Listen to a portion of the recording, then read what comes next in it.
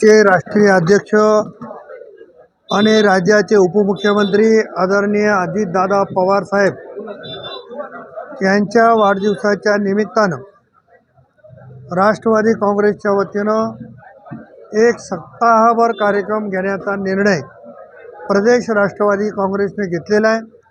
त्याला अनुसरून जिल्ह्यातील सर्व प्रमुख पदाधिकारी, सर्व नेते यांना एकत्रित बोलून नियोजन करण्याच्या संदर्भानं ही बैठक आपण या ठिकाणी बोलवलेली होती।